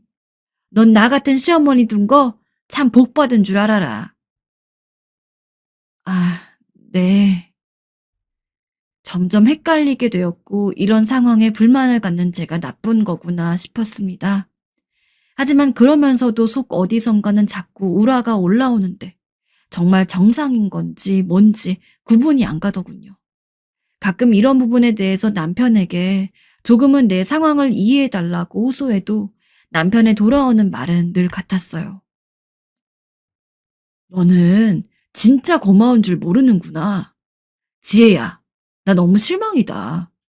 부모님이 본인 노후 준비한 것 떼서 우리한테 이 집을 주신 건데 더 잘해야 되는 거 아니야? 이 말을 매번 듣고 있자니 어느 날부터 차라리 그냥 결혼 전에 이런 조건이라도 있다고 말을 해주었으면 안 했을 텐데 생각이 들더군요. 남편이 집을 해올 테니 너는 아무 말 없이 우리 가족들에게 다 맞춰서 살아야 한다고 했다면 저는 결혼을 하지 않았을 것입니다. 이미 엎질러진 일이었고 전 당시에 임신을 하고 있었기 때문에 그냥 이런 상황들을 받아들이며 가는 수밖에 없었어요. 그나마 아버님은 이런 집안 상태에 전혀 관심이 없으셨고 어머니와 아가씨만 매번 돌아가면서 접촉이 있었어요. 아기가 태어나고 난 뒤에도 더 자주 드나드셨고 남편은 한창 몸이 피곤하고 산후 우울증으로 지친 저에게 더 함부로 대하기 시작했습니다. 마치 그간은 임신해서 배불러 있었으니 참았다는 양, 아기 보는 게 너무 힘들고 지친다는 저에게 소리를 지르면서 급기야는 물리적인 행위를 했습니다. 네가 뭐가 힘드냐? 이런 집에 살면서. 내가 다 돈도 벌어주는데 그깟 육아가 대수야? 냉장고 꼴도 엉망이고 빨래도 밀려있고. 너 이따위로 할 거면 그냥 이혼해. 나가 살라고. 정말 당신 이렇게까지 당신 제정신이에요? 너야말로 제정신이 아니지. 어디서 감히 나한테 이리라 저래라야? 남편이 하는 말 한마디 한마디는 제 생사를 찌르는 마냥 아팠고 언젠가는 한 번 던진 물건에 아이가 맞을 뻔한 적도 있었어요. 본인도 나름 아빠라고 아이가 제가 맞지 못하도록 막는 것을 보더니 그제서 손을 내리더군요. 3살밖에 안 된 아기가 제 엄마를 보호하겠다고 몸을 움찔거리는데 저는 그 모습을 보면서 이 상황은 분명히 정상이 아니라는 것을 감지하게 되었습니다. 우는 제 얼굴을 아기가 보고 그 작은 손으로 억지로 제 손을 잡아서 제 얼굴 가까이로 올리더니 눈물을 닦게 하려고 용을 쓰는 것이었어요. 이렇게 어린 생명에게 어쩌자고 이런 장면을 보게 한 건지 가슴이 찢어질 것 같았습니다. 이후로 저는 어떻게든 견뎌보자. 나만 참고 살면 될 것이다 하면서 버텨보기로 했으나 그럴수록 인생은 더욱 매섭게 제 얼굴을 핥히었어요. 무조건 제가 잘못했다고 바짝 엎드렸더니 남편은 그런 모습을 보고 더 우스웠는지 툭 하면 물건을 집어던지며 자기 엄마와 여동생에게 더 잘하라는 말 같지도 않은 말을 해댔어요. 니까짓 게? 야, 니 주제를 알아. 니깎게 누려보지도 못한 이런 환경에 살게 됐으면 고마운 줄 알란 말이야. 그리고 우리 엄마 동생한테도 잘하고 너한테 없을 가족 내가 만들어줬으면 받들고 살아도 모자라. 남들한테 물어봐. 그러면서 남편은 화가 나면 저에게 소리를 지르고 밖으로 나가라면 내쫓았습니다. 한겨울 억지로 떠밀려 나가면서 쫓겨났던 그날, 전 집 앞 횡단보도를 건너는데 옆에서 차가 오는데도 피하지 않고 그냥 멍하니 천천히 서 있었어요. 내 삶이 너무 혐오스럽고 수치스럽고 그냥 이대로 삶이 어떻게든 끝났으면 좋겠다는 생각뿐이었어요. 이혼은 죽도록 하고 싶지만 보란듯이 아기를 빼앗길 게 뻔했고 내 생때 같은 아기를 빼앗기고 살게 된다면 저는 산송장처럼 일생을 살게 될 테니까요. 그런데 무슨 일인지 그 혼잡한 도로에서 차들이 다 저를 비켜가고 점점 한적해지더군요. 어쩔 수 없이 그냥 걷고 걸어서 공원을 돌고 돌다가 다시 집으로 돌아가서 남편에게 비는 수밖에 없었어요. 너무 춥고 힘든 날이었거든요. 들어가 보니 아이는 엄마 어디 갔었냐며 저에게 와락 안기는데 남편은 그 뒤에서 있을 수 없는 말을 저에게 하더라고요. 하지 말아야 할 말이었죠. 너 이제부터 나한테 잘해. 안 그러면 이혼이야. 살림 똑바로 하고 나 신경 쓸 거 하나도 없게 만들어. 알았어? 네 주제를 알아.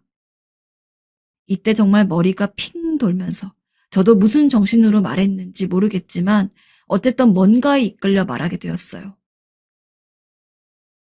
이혼해요. 뭐? 야, 너 이혼하면 넌 뭣도 없고 쫓겨나는 거야. 네 몸망하고 꺼지게 할 거야. 이게 세상 뭘 무서운 줄 모르네. 알았어요. 이혼해요. 저만 나갈게요. 그럼 됐죠? 남편은 그 말에 더 분을 못 참고 고성을 질러대는데 전 멍하니 제 짐을 챙겼어요. 이대로 사나 저렇게 사나 난 정말 어떤 방법으로든 내 생을 원만하게 유지하긴 힘들 것이다 싶더군요. 아기를 위해서라도 살아보려고 했지만 남편의 분노와 시댁의 괴롭힘을 번갈아 가면서 계속해서 견딜 자신이 없었습니다. 한 번은 아기와 같이 가겠다고 말해보려 했으나 이미 남편은 또 뭔가를 집어던지고 있었고 아기가 놀라는 모습을 보니 그럴 수 없었어요. 아무리 그래도 아무것도 없는 나보다는 아기가 제 아빠와 있는 게 경제적으로는 낫겠지 싶더군요. 이 좋은 집에서 말입니다. 전 이렇게 멋지고 좋은 집에서 단 한 번도 행복하다고 느껴보지 못했지만 말이에요. 그래도 남편이 아기에게 아빠로선 잘했으니까 시어머니도 아가씨도 제 손녀와 조카에게는 잘했으니까 말입니다. 이 집에서 저만 사라지면 될 일이었어요. 남편도 몇 번이나 저에게 했던 말이었어요. 이 집에서 너만 사라지면 된다고. 그럼 아무 문제가 없다고 했습니다. 그렇게 저는 생가슴을 도려내듯 아기를 안고 한번 입을 맞추고 짧게 기도를 한 뒤 나오게 되었습니다. 그 뒤의 사정은 어쩌면 남편과 살 때보다 더 혹독하게 느껴졌어요. 갈 곳도 없이 잠깐 친구네 가서 머무르다가 친구는 단순 부부싸움인 줄로만 알고 있어서 자세한 사정을 말할 수가 없더군요. 그러다가 다시 먼 친척 댁에 연락해서 가 있었지만 어쩌다가 이혼을 하고 애도 버리고 나왔냐면 말씀을 하시는데 오래 머물기가 힘들었습니다. 조그만 월세방이라도 얻을 수 있도록 일거리를 찾아서 겨우 나오게 되었어요. 거의 5년간 경력 단절이 되었던 저는 예전 같은 직장은 다시 들어갈 수 없었고 대신 시간은 있었기 때문에 낮에는 마트에서 일하고 밤에는 편의점에서 일했어요. 그렇게 해서 겨우 월세를 내고 보증금도 만들어서 사는 신세가 되었으나 그 사이사이 제 마음에 물밀듯 들이치던 아기를 향한 그리움, 이혼의 서름과 비참함은 말로 다 할 수 없었어요. 아기가 미친 듯이 그리워졌던 그 밤들을 이기기가 힘들어서 억지로 야간에 편의점에서 알바하고 일을 하면서 견디려고 애썼고 어떻게든 그때 나쁜 선택을 하지 않고 견뎌주었던 제가 어쩌면 대견하다고 느껴질 정도입니다. 그러던 중 제 사정을 딱하게 보신 편의점 사모님께서 말을 하시더군요. 지혜씨, 그러지 말고 다른 일을 좀 해보는 게 어때? 네? 제가 뭔가 잘못을 했나요? 아니, 그게 아니라 안쓰러워서 말이야. 이렇게 젊은데 애기 엄마가 애기도 못 보고 이렇게 힘들게 사는 게 안 돼서 그래. 아직 젊고 머리도 돌아가니 다른 걸로 좀 자리를 잡아서 얼른 애기도 데려오고 해야지. 우리 딸도 사위랑 사이가 안 좋아. 그래서 내가 일 절대 그만두지 말고 공부하라고 했어. 능력 키우라고. 아, 네. 지혜 씨는 똑 부러지니까 뭐든 할 수 있을 거야. 잘 한번 생각해봐. 이 말이 제 인생의 전환점이 될 줄은 당시 몰랐지만 뭔가 가슴이 쿵 하더군요. 당시에도 저는 쉬지 않고 일을 하고는 있었으나 겨우 월세를 내고 생활비를 내며 아주 조금의 저금을 할 수 있었을 뿐 크게 제 상황을 바꿀 수는 없었어요. 사모님의 조언을 듣고 많은 고민을 하다가 인터넷으로 이것저것 검색을 해보니 장기적으로 제가 할 수 있는 일로는 부동산 쪽 일이겠더군요. 그래서 결국 밤에는 편의점에서 알바를 하고 낮 시간에는 학원을 다니면서 정말 힘들게 공부를 했어요.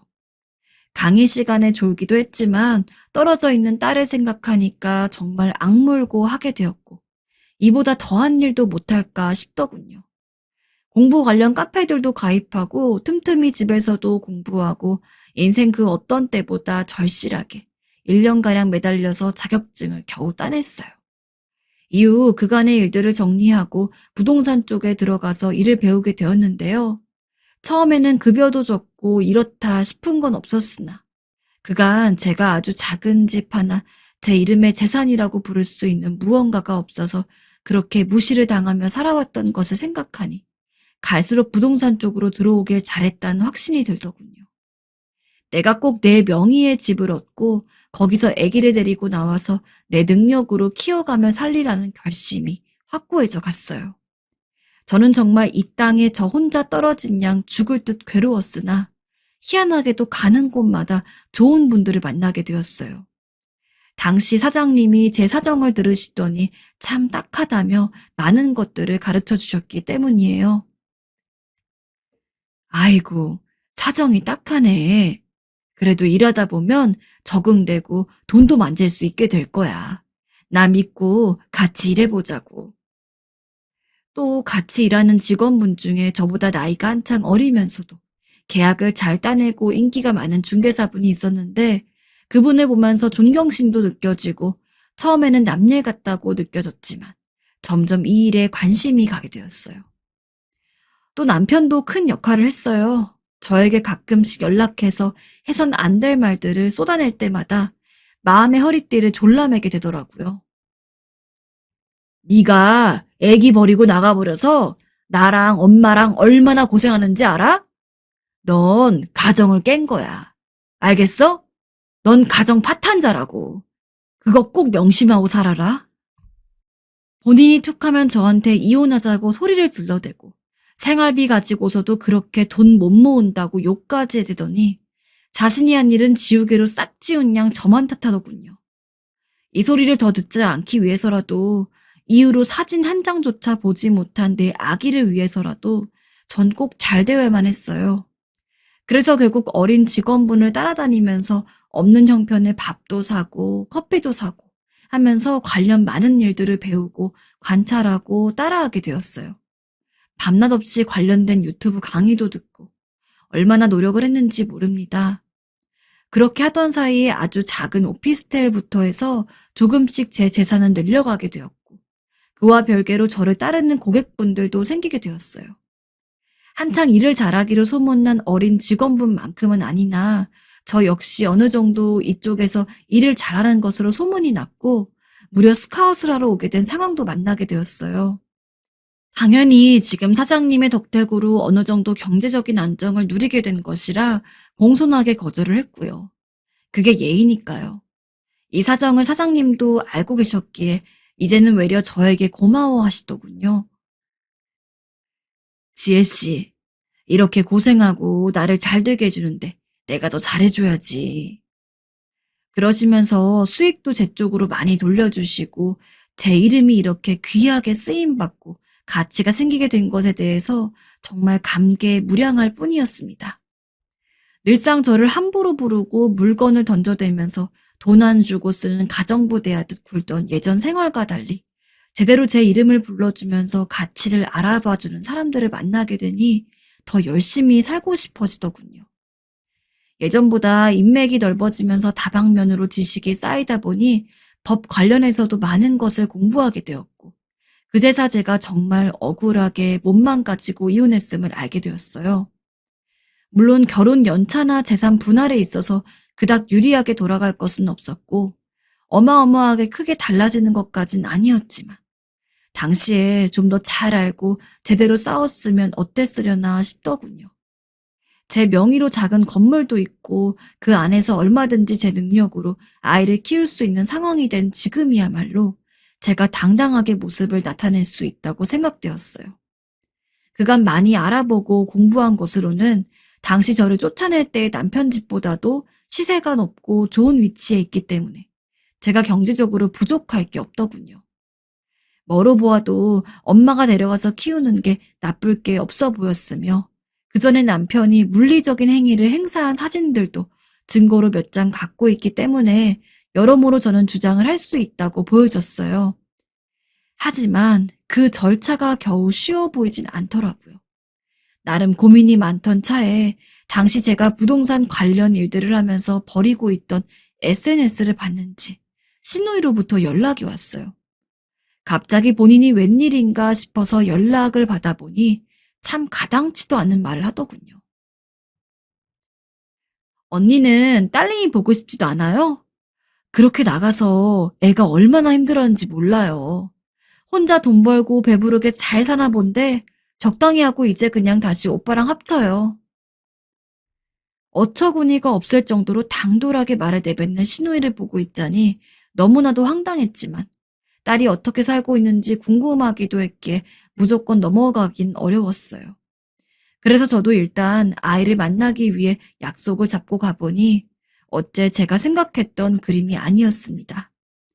그렇게 떵떵거리며 살던 집이 아닌 다른 주소로 저를 부르기에 가봤더니 얼마 안 되는 시간 동안 시댁의 사정은 상당히 변했더군요. 남편 역시 그렇게 회사에 불만이 많더니 결국 정리된 모양이었어요. 일을 알아본답시고 밖으로 돌며 집으로 잘 들어오지도 않고 어머닌 여기저기 아프다며 누워서 일어나지도 못하고 너무나 오랜만에 만난 딸은 키도 크고 많이 자라 있었지만 그다지 혈색이 좋지 않았어요. 집안 형편이 딱히 안 좋고 가난한 것은 아니었으나 갑작스레 풍파를 많이 겪은 이 집에서 어른들의 스트레스며 감정 표현을 그대로 거쳤을 테니 이 집 사람들 특유의 그 거친 모습을 제가 모르는 게 아니니 더 가슴이 아프더군요. 어떻게든 딸을 데려오고 싶었지만 당장 이 상황에서는 곱게 놔줄 리가 없었고 법적으로 알아보니 제 뜻대로 양육권을 변경해서 가져오려면 나름의 판단이 필요한 자료들이 있어야 하더군요. 무조건 감정적으로 우길 수만도 없는 일이라 일단은 저도 당장은 마음이 약해져서 재결합을 생각하는 척은 해야 했어요. 남편 얼굴이 정말 꼴도 보기 싫었지만 억지로 만나서 그 집에서 상황을 보아하니 이 집 식구들은 정말 구제가 안 되더군요. 제가 조금 자산이 있다는 것을 신우이가 SNS로 염탐하면서 하나하나 다 캐보았던 건지 글쎄 이런 말을 하는 게 아니겠어요? 너 돈 좀 벌었더라. 그런 능력이 있는지 몰랐네. 결혼할 때는 내가 집도 해주고 너한테 분에 넘치게 줬으니까 이제 네가 우리 좀 책임져. 건물도 있는 것 같다던데? 너도 은혜는 갚고 살아야지. 하다못해 짐승도 은혜를 갚는데. 안 그러니? 결국 제가 힘들게 쌓아올린 자산에 한창 망하고 정신없는 자기네 가족이 끼어들려고 연락을 한 것이었어요. 그전에는 간간히 아이 얼굴 보여달라고 해도 제대로 보여주지도 않았고 그렇게 무시를 하고 욕이 가득한 문자를 보내더니 한동안 한참을 조용해서 왜 그런가 했어요. 그 사이 집에 나름의 풍파가 있고 수습을 하러 다니느라 여간 고생한 게 아니었나 봅니다. 그러다가 제가 좀 일이 풀렸다는 것을 알고 아이를 이용해서 이렇게 발을 걸치려고 하더군요. 이날 정말 머리가 깨질 듯이 아팠지만 그대로 다시 상담을 해서 나름의 방안들을 조언받고 억지로 꾹 참고 시댁을 들락거리면서 증거를 모았습니다. 남편이 주 양육자임에도 불구하고 실직해서 힘들다며 밖으로 나돌고 애는 방치하고 있는 점. 시어머니도 아프다면서 가끔 아이 학교도 제대로 안 보내고 빠지기도 하고 애가 전혀 표정도 밝지 않고 엄마인 저에게 오고 싶어 한다는 것 등을 바쁘게 증거로서 변환해서 모아두었어요. 이후에 저는 모든 것들을 준비해서 소송을 걸어 제 쪽으로 유리하게 판결이 났고 이제사 겨우 괴로웠던 시간들을 청산하고 딸까지 그곳에서 싹 빼올 수 있었어요. 물론 남편과 시누이를 비롯해서 시어머니는 저에게 연락을 해대서 욕을 하고 네가 사람이니 뭐니 난리를 쳐대고 있으나 녹음해서 또 넘긴다. 이 이상 나한테 난리치면 법적으로 또 손을 봐주겠다고 하니 그 후로 연락이 뚝 끊겼습니다. 간혹 아이가 아빠 보고 싶다고 하면 보여주긴 해야겠다 생각은 합니다. 부모의 이혼은 어디까지나 어른들의 사정이니까요. 전 저대로 이렇게 홀로 계속해서 열심히 살면서 아이를 잘 키워나갈 생각이에요. 처음엔 이혼에 대해서 무척 크게 눌려 있었지만 작은 계단들을 성취해내고 나니 조금은 자신감이 생깁니다. 저 잘 해내고 있는 거 맞나요? 부모님이 계셨다면 더욱 위로와 응원을 받았겠지만 그렇지 않기에 이름 모르는 분들에게 조금이라도 응원받으면서 가고 싶습니다. 댓글 달아주신다면 꼼꼼히 다 읽어보겠습니다. 이야기 들어주셔서 감사합니다. 안녕하세요. 남들과 다를 거 없는 평범한 아줌마입니다. 요즘 제가 미치고 팔짝 될 일이 생겨서 사연을 보내봅니다. 정말 생각만 해도 너무 억울한 일인데 끝까지 제 사연을 읽어주시고 조언 부탁드려봅니다. 많이들 댓글 달아주시면 꼼꼼히 읽어보겠습니다. 시작해 볼게요.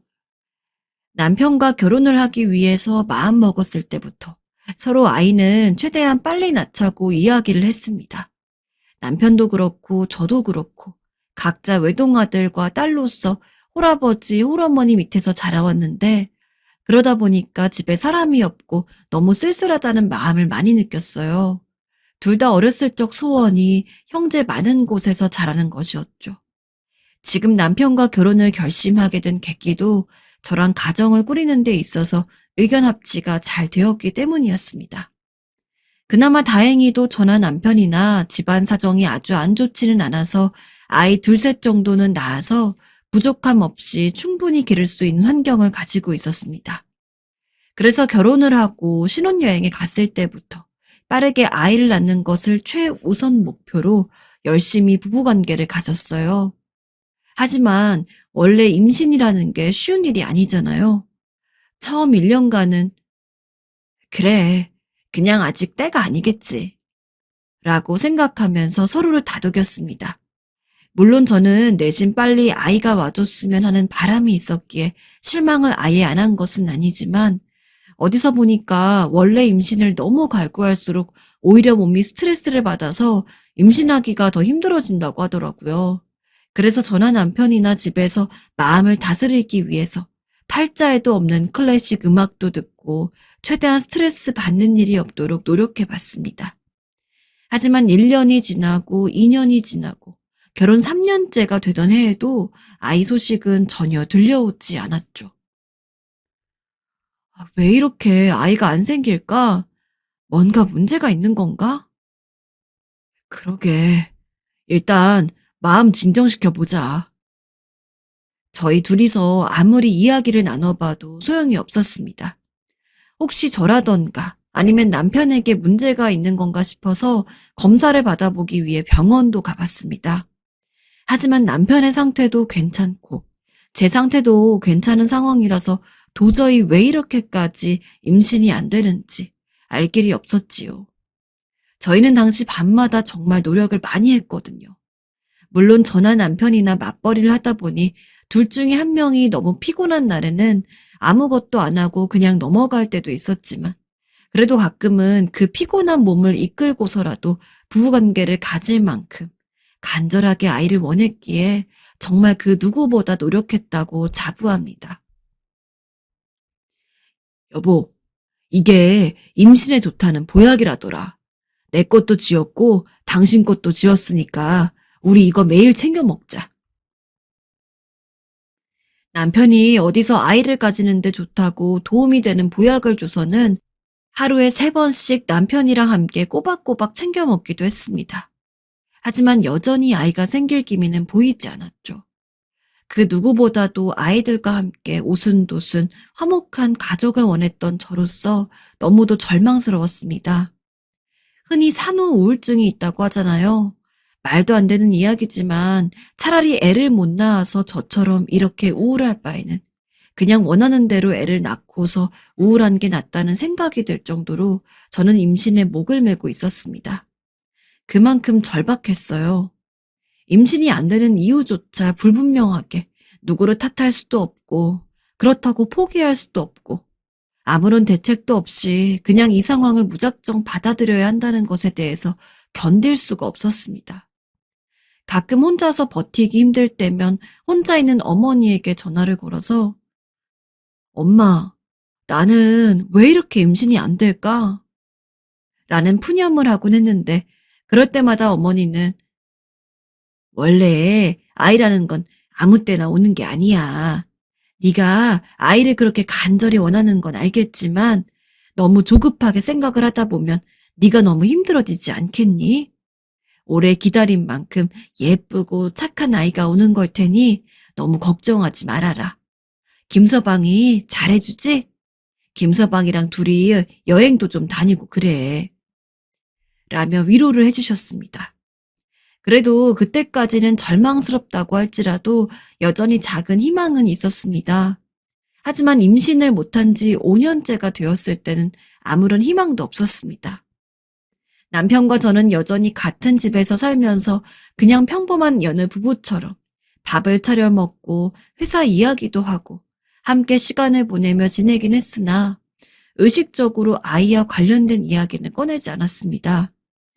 요새 예능 프로그램 중에서 연예인들의 자녀가 나오는 내용이 많은데 어쩌다 채널을 돌리다 그런 프로그램을 한번 스치기라도 하면 못 볼 거라도 본 듯이 잽싸게 리모컨 버튼을 눌렀습니다. 비록 남의 아이 이야기는 하겠지만 저 사람들은 아이를 낳고 행복하게 살고 있고 우린 그러지 못하고 있다는 것에 대한 좌절이 너무나 컸거든요. 너희 아직도 아이 소식은 없니?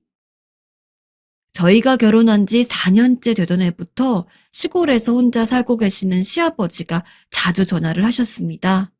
참고로 시아버지도 그래, 아이는 낳을 수 있을 만큼 순풍순풍 낳아서 복작복작하게 지내야지. 라고 하시며 저희만큼 아이가 생기기를 바라시는 분이었습니다. 그런 시아버지가 보기에도 저희가 몇 년째 아무런 소식이 없으니 아마 꽤나 걱정이 되셨던 모양입니다. 네, 이전에 남편이랑 같이 병원도 다녀왔는데 의사는 저나 남편이나 기능적인 문제가 없다고 해요. 대체 왜 이렇게 임신이 안 되는 건지 모르겠네요. 시아버지 마음을 모르는 건 아닙니다. 저희 역시 아이가 간절했으니까요. 하지만 아무리 시아버지 입장에서 아이를 바란다고 하더라도 당사자인 저랑 남편만 하겠습니까? 근데 어느 날부턴가 정말 하루가 멀다 하고 전화를 해서는 오늘은 임신 소식 없니? 그래, 앞으로 어찌하려고? 라면서 전화를 하며 아이를 가지라는 식으로 은근히 닥달을 하는데 그런 시아버지 전화 때문에 더욱더 스트레스를 받는 나날들이 이어졌습니다. 시아버지는 저와 남편 가리지 않고 전화를 하셨는데 그 덕분에 남편이 아버지, 저희가 알아서 할게요. 라고 답지 않게 좀 강경하게 이야기해도 며칠간 전화가 안 올 뿐 또 그 시기가 지나면 언제 그랬냐는 듯이 은근슬쩍 전화를 걸어서 저희의 임신에 관해서 꼬치꼬치 캐물었습니다. 하지만 이것뿐만이 아닙니다. 이 정도 스트레스였다면 제가 여기에 사연을 보내진 않았을 겁니다. 제가 이렇게까지 사연을 정리하게 된 계기가 하나 있습니다. 대략 반년 전부터 시아버지가 저희 집으로 약초랑 산나물 같은 걸 보내주셨습니다. 시아버지는 원래 서울에서 일을 하시다가 은퇴를 하고 시골로 내려가서 자그맣게 농사를 짓고 계셨는데 처음엔 시아버지가 농사 지은 야채인가 보다 하고 받았지만 우리가 흔히 말하는 야채랑은 생긴 게 달랐습니다. 솔직히 야채보다는 어디 산등성이에서나 자랄 법한 풀떼기 같았죠. 아버님, 이게 뭐예요? 그냥 야채는 아닌 것 같은데. 나 농사 짓는 땅 뒤에 큰 산이 하나 있는데 거기에 몸에 좋은 산나물이랑 약초들이 엄청 많거든.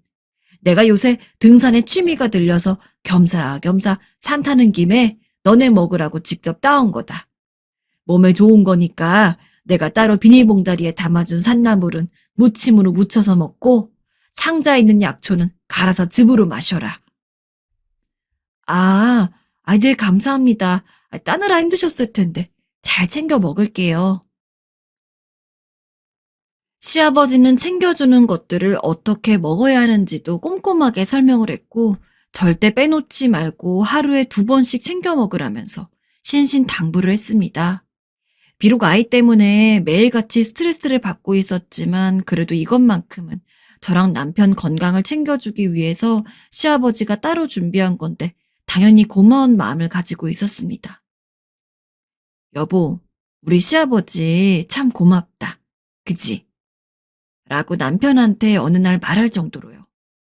그런데 게다가 시아버지는 그 와중에 남자한테 좋은 약초가 따로 있고 여자한테 좋은 약초가 따로 있다면서 제 거 한 박스, 남편 거 한 박스 따로 택배로 보내셨는데 정말 그 양이 어마무시했던지라 대체 시아버지 혼자서 어떻게 이 많은 걸 다 따셨는지 놀랍기도 하고 감사하다고 말씀을 드리고 다음 날부터 남편은 시아버지가 주신 약초와 산나물을 챙겨 먹었습니다. 하지만 당시 저는 몸살 때문에 병원에 다니면서 다른 약을 먹고 있었거든요. 보통 약은 잘못 섞어서 먹었다간 큰일 날 수도 있잖아요. 그래서 물론 시아버지가 주신 건 약이 아니라 산나물이랑 약초 같은 풀이었지만 혹시나 몸에 안 좋을까 싶어서 일부러 먹는 걸 미루고 있었습니다. 내가 보내준 약초랑 산나물들은 잘 챙겨 먹고 있니? 아니요. 제가 지금 몸살 때문에 병원에서 약을 따로 처방받은 게 있는데 이거 다 먹기 전까지는 같이 안 먹는 게 좋을 것 같아서 지금은 안 먹고 있어요. 아유, 그거 빨리빨리 챙겨 먹어야 돼.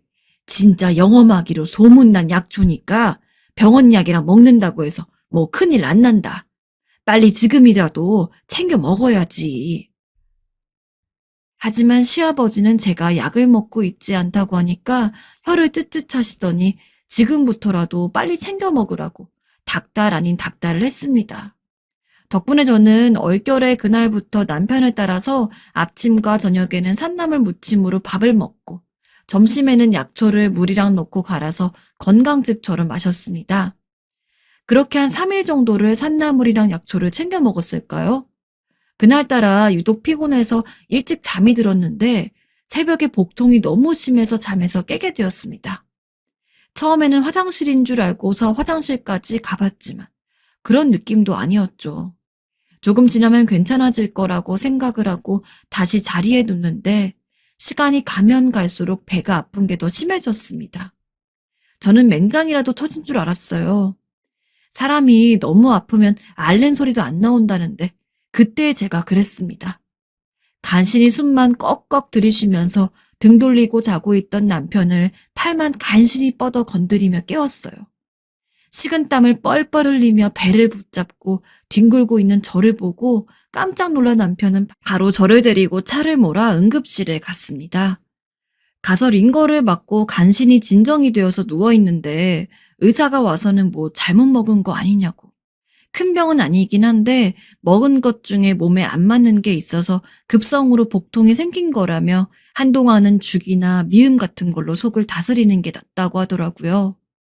평소 몸이 그렇게 아픈 적도 없고 배탈도 제대로 한번 나본 적이 없는 제가 갑작스럽게 이렇게까지 큰 복통에 시달릴 만한 이유는 솔직히 시아버지가 보내준 산나물과 약초밖에 없었습니다. 덕분에 저는 그날 이후로 시아버지의 산나물과 약초를 먹는 것을 중단했습니다. 당연히 그 이후로 아픈 적 한 번 없었고요. 저랑 다르게 남편은 아무런 탈이 없었기 때문에 남편만 꾸준히 시아버지의 정성을 챙겨 먹었죠. 오늘은 내가 준 거 잘 챙겨 먹었냐? 네, 아버님. 식사할 때 산나물 무침 만든 걸로 밥 먹었고, 아까는 약초 갈아서 즙으로 만들어 마셨어요. 하지만 시아버지가 전화를 올 때마다 거짓말을 했습니다. 아파서 못 먹는 거기는 해도 그래도 시아버지가 보내준 정성이 있었기에 그걸 무시하는 것처럼 보이고 싶지 않았거든요. 하지만 시아버지는 그 뒤로 거의 한 달 주기로 새로운 박스를 보냈습니다. 매번 2박스씩 약초, 산나물이 가득 담긴 것들이 배달 오는데 꼬박꼬박 챙겨 먹는 남편도 한 달 안에 한 박스를 다 비우기가 어려웠습니다. 심지어 저는 배탈을 앓은 이후로 시아버지 몰래 산나물이랑 약초를 안 챙겨 먹고 있었기에 방치해둘 수밖에 없었는데 그 때문에 날이 갈수록 온 집안이 시아버지가 보내준 약초 냄새로 가득했습니다. 여보, 아버님한테 이제 약초 그만 보내도 된다고 말씀 좀 드려봐. 이러다 박스가 꽉 차서 우리 거를 공간도 없겠다. 남편이 시아버지에게 전화를 걸어서 이야기를 한 듯 했지만 시아버지는 여전히 매달마다 그득그득 채워서는 택배를 보내왔습니다. 게다가 그뿐만이 아닙니다. 어느 날부터는 아침마다 저한테 영상통화를 걸었습니다. 처음엔 무슨 일이라도 생기셨나 싶어서 전화를 받았는데 그냥 뭐 혼자 있으니 적적해서 너네 얼굴이라도 보려고 했지. 라면서 말하시더니 갑자기 아침은 먹었니? 하면서 아직 안 먹었으면 밥상 좀 보여달라면서 말씀하시더라고요. 얼떨결에 핸드폰을 들고 밥상을 보여드렸는데 반찬도 잘해 먹고 사는구나. 맛있겠네. 라면서 저희 집 아침상을 보시다가 본인도 밥을 먹어야겠다며 전화를 끊었습니다. 그런 전화가 일주일마다 5번씩 왔는데 전 그때까지도 대체 시아버지가 왜 이러시는지 영문을 몰랐어요. 아버님이 정말 많이 적적하셔서 그런 건가? 왜 이렇게 전화가 많이 오시지? 하면서 일단 오는 전화는 받고 있었지만 저희끼리 조용히 밥 좀 먹고 싶은데 그럴 때마다 시아버지가 전화를 거니까 번거롭기도 했죠. 만약에 제가 진작 시아버지의 속내를 알았다면 미리 단호하게 말씀드렸을 텐데 시아버지가 워낙 능청스럽게 구는지라 전 정말로 시아버지가 혼자 있기 심심하시고 저희 어떻게 사는지 궁금해서 매일 아침에 영상통화를 거는 것으로 생각을 했기에 냉정하게 나올 수도 없었습니다. 근데 어느 날 남편이 그러더라고요. 당신도 이제 슬슬 아버지가 보내준 약초랑 산나물 먹으면 어때? 제가 아파서 뒹구는 모습까지 본 사람이 갑자기 그런 이야기를 하니까 무슨 소리인가 싶었습니다. 당신도 나 그때 아파서 응급실 간 거 봤잖아. 나 평생 살면서 배 아픈 적 거의 없었는데 그렇게까지 심하게 아팠던 건 분명 아버님이 보내준 약초랑 산나물 챙겨 먹어서 그래. 나도 아버님이 기껏 나 생각해서 보내준 거 못 먹는 게 죄송스럽긴 한데 그래도 어쩌겠어. 또 아플 순 없잖아. 보내지 말라고 해도 보내시고. 그때 아팠던 게 정확하게 그 약초랑 산나물 때문이라고 밝혀진 것도 아니잖아. 아버지가 힘들게 산에 올라가서 딴 건데. 좀 그렇지 않아? 남편은 어떻게든 저에게 약초랑 산나물을 처음처럼 먹으라고 했고 전 절대로 싫다고 했습니다. 그러다 보니 문득 의문이 들더라고요. 그동안 제가 안 먹는 것에 대해서 아무 말도 안 하다가 왜 갑자기 이제 와서 이렇게 나오는지. 이상한 마음이 들어서 당신 혹시 아버님한테 무슨 이야기라도 들었어? 생각해보니까 이상하네. 내가 아버님이 주는 거 안 먹은 지가 반년은 넘게 지났을 텐데.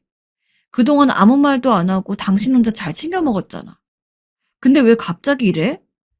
라며 의심했습니다. 그러자 우물쭈물하던 남편이 한숨을 푹 쉬면서 실은 하고 운을 띄었습니다. 시아버지가 저희에게 보내준 약초랑 산나물은 사실 그냥 건강에 좋은 것들이 아니라 임신에 좋은 것들이라고 했습니다. 뭐 여자와 남자의 길을 크게 키워줘서 애가 잘 들어서게 해준다나. 그런데 분명히 잘 먹고 있었다면 진즉 임신을 하고도 남았어야 되는데 여전히 소식이 없자 시아버지는 제가 약을 안 챙겨 먹고 있다고 생각을 하신 거였습니다. 이전에 병원약 먹느라 안 챙겨 먹고 있다는 말을 들었을 때부터 탐탁지 않게 생각하셨던 모양입니다. 그래서 그걸 확인이라도 할 겸 그렇게 아침마다 영상통화를 걸어서는 저희 밥상을 본 거였죠.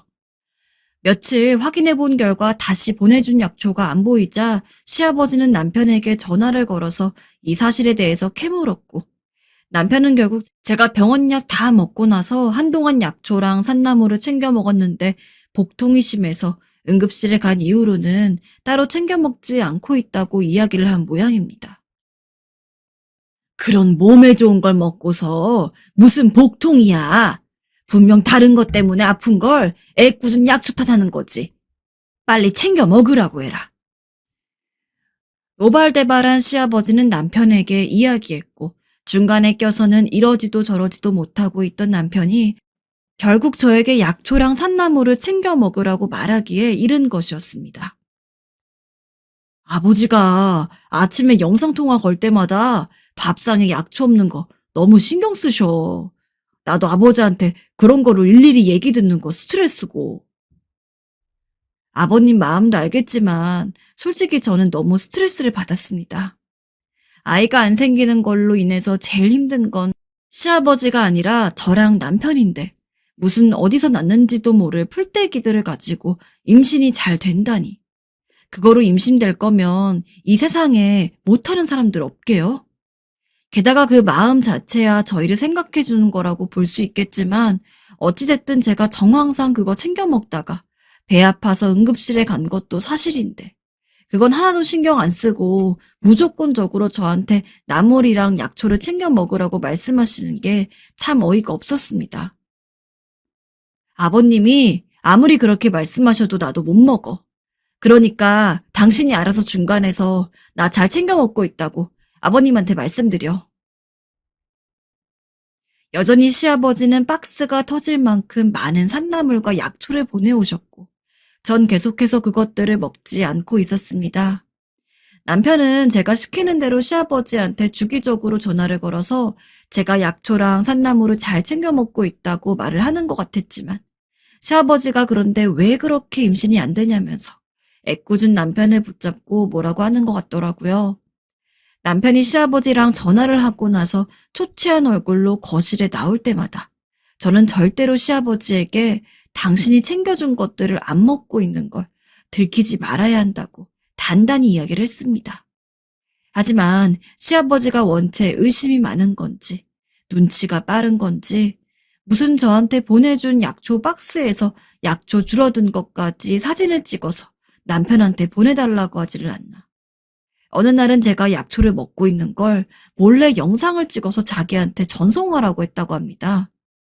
남편도 남편 입장에서 신경을 많이 썼다고는 생각을 합니다. 하지만 결국 남편은 제가 사실 시아버지가 보내주고 있는 걸 여전히 안 먹고 있다고 실토하고 말았습니다. 내가 그거 몸에 좋은 거라고 그렇게 이야기했는데 어쩜 이렇게 고집이 세? 자려고 누웠는데 시아버지에게 전화가 와서 받았더니 다짜고짜 소리를 빽 지르면서 저렇게 이야기를 하더군요. 대체 고집이 센 게 누군지 진짜 어지간해서는 참으려고 했습니다. 그래도 시아버지고 저보다 훨씬 어른이었으니까요. 하지만 그렇다고 해서 다음날 출근하는 거 뻔히 알면서 늦은 시간에 전화를 해가지고 있는 성질 다 부리는 시아버지를 보자니 어처구니가 없었고 순간 너무 화가 나서 저도 참지 않고 시아버지에게 대놓고 따졌습니다. 아버님이 좋은 마음으로 그런 거 챙겨주셨다는 거 저도 잘 알아요. 그래서 처음에는 분명히 저도 매일같이 아버님이 주신 것들로 꼬박꼬박 먹었고요. 근데 누가 봐도 그것 때문에 아파서 응급실까지 다녀오게 되었는데 어떻게 아무리 몸에 좋은 거라고 그렇게 제가 그걸 계속 먹을 수가 있겠어요? 너는 말이 되는 소리를 해라. 사람 몸에 딱 좋게 만들어진 약초인데 어떻게 그것 때문에 복통이 생길 수가 있어? 네가 분명 다른 걸 잘못 먹었겠지. 저 언제 나랑 같이 평소랑 똑같이 식사했고요. 유일하게 다르게 먹었던 게 아버님이 주신 약초랑 산나물이었어요. 그리고 그거 안 먹고 나서 지금 한 번도 배 아팠던 적 없고요. 아버님 성의 무시한 것 같아서 죄송하다고 생각해요. 하지만 애초에 한 번 남편 통해서 안 보내주셔도 된다고 말씀드렸잖아요.